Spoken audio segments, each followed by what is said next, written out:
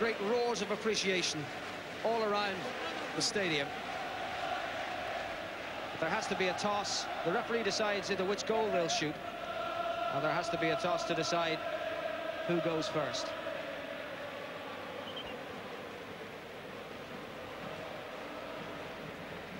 But what a moment, and I'm sure Romanian minds are going back to the European Cup final in 1986, which also ended scoreless after 120 minutes. That was between Barcelona and Steaua Bucharest. And the man who scored the crucial goal on that day is on the pitch now and will undoubtedly be called to take a penalty against Ireland. Gavrila Balint. So enthusiastic was his father for the game of soccer that he gave him as his second name, Pelé. Gavrila Balint, who was largely anonymous throughout the match, who scored the equaliser against Argentina, is undoubtedly going to be one of Romania's penalty takers. Jack Charlton is among his players, shaking them by the hand, thanking them for the effort they've made. And the point can be made at this juncture that whatever occurs now, Ireland have not been beaten in this World Cup. They played the 120 minutes against Romania, and they were not beaten. They went through 3 draws in the opening phase in Group F, and they went through 120 minutes here against a top European side, and still they have refused to succumb. And well might Jack Charlton be pleased with their efforts throughout. It's now a lottery, effectively. It's now a penalty shootout, a moment when someone will be delighted and elated at having achieved his success, and another somewhere along the line is going to fail to convert a penalty, and that will be that, and one of these 2 proud teams will make its exit from the World Cup. The net has been chosen. It's the northern end of the stadium, where there has been a vast bank of Irish fans who have been, I would think, leading the choirs, the massed choirs around the stadium. And they are going to get a close-up view of the action. Jack Charlton has done all he can. It's out of his hands now. It's a question of who scores most of the penalties. But the roar goes up because Pat Bonner is going to be first between the posts. Bonner of Ireland will face the first penalty in his 42nd international,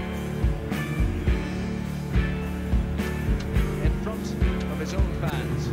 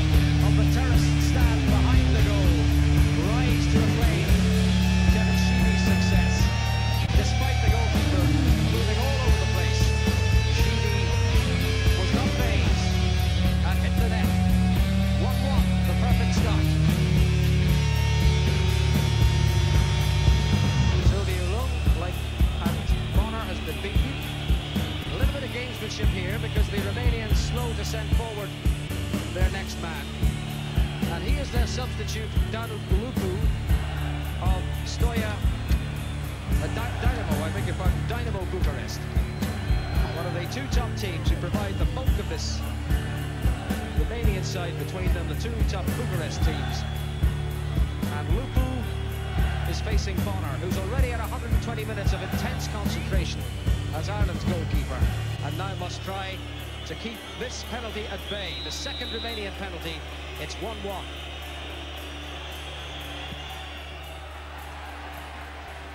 It's 2-1 Romania.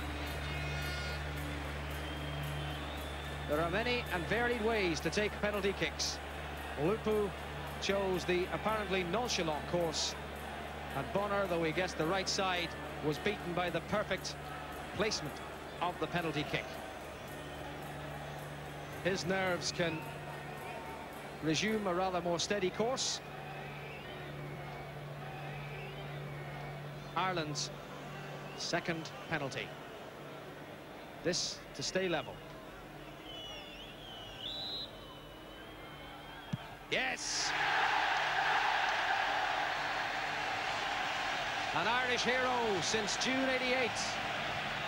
Since that glorious goal against England in Stuttgart that set up a memorable European Championship victory. The pressure was really on here, but Houghton rose to the challenge. Splendidly taken and congratulated by his captain, Mick McCarthy. 2-2, 3 penalties each side to go.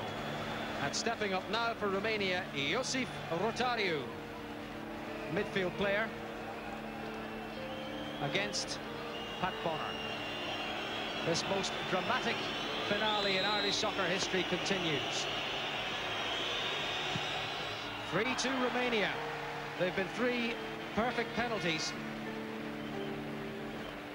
But as the competition progresses and the Romanians show that they know how to dispatch from the penalty spot, so the pressure mounts on those Irishmen who must stride forward to keep the momentum going.